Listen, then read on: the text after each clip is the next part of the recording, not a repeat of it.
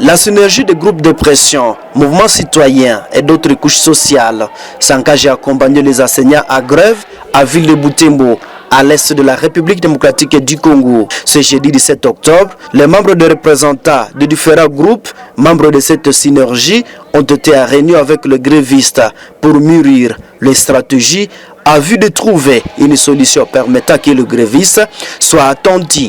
Différentes recommandations ont été dictées à l'Assemblée.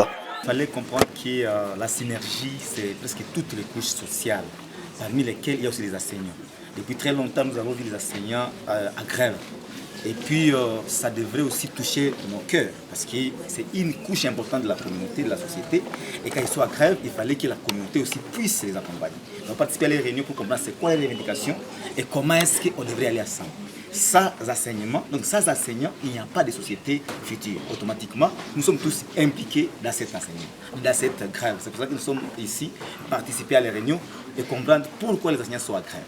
Et quelles sont vos actions pour accompagner les enseignants? Donc, il fallait accepter que cette synergie à l'unanimité a accepté d'accompagner les enseignants. Ça, c'est la première chose. Et la deuxième, c'est de dire que leur lutte est noble.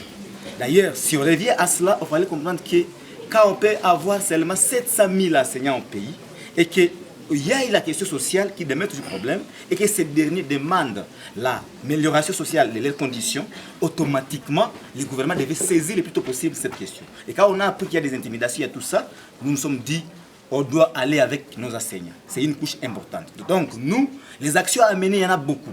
On va directement entrer dans des réunions et planifier ensemble avec les syndicats. Tous les syndicats qui existent à Butembo, ce n'est pas seulement SIECO qui est ce syndicat, tout celui qui est enseignant doit se liguer à cette lutte parce que c'est leur condition de vie. Ce n'est pas seulement les syndicalistes, mais c'est seulement les membres de SIECO qui doivent se mettre à Paris. C'est pour cela que les actions, il y en aura beaucoup. Déjà là, nous sommes en train de dire il n'y a pas moyen que les uns aillent à l'école alors que les autres sont en train de revendiquer. Et quand il y aura guerre de causes, tous vont aller ensemble. S'il y a question d'année blanche, l'année blanche, il faut qu'on sache que ça concerne toutes les écoles. Il y aura même une école secondaire ou primaire qui devrait profiter alors que les autres soient à la maison.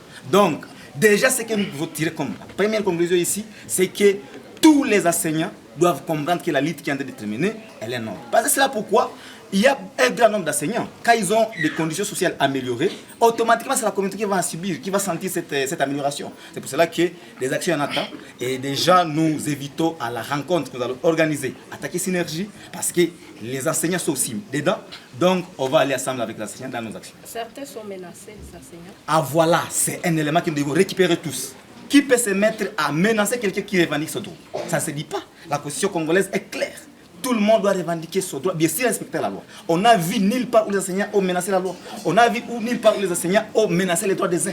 Donc, quand ils sont en train de revendiquer leurs droits, c'est noble et on doit les laisser. Et d'ailleurs, nous mettons à garde tous ces gens-là qui se mettent à menacer les enseignants. Il n'y a personne qui les fait. Vous êtes prophète, vous êtes je ne sais pas quelle autorité, vous êtes coordinateur, vous êtes je ne sais pas gestionnaire, vous n'avez nullement pas le droit de menacer quelqu'un qui revendique son droit. C'est pour cela que nous vous mettons à garde. Nous allons nous mettre à vous, nous allons nous charger de vous. Vous avez cru peut-être menacer certains et c'est la communauté qui va prendre cette question. C'est nous-mêmes qui allons nous charger de nos enseignants.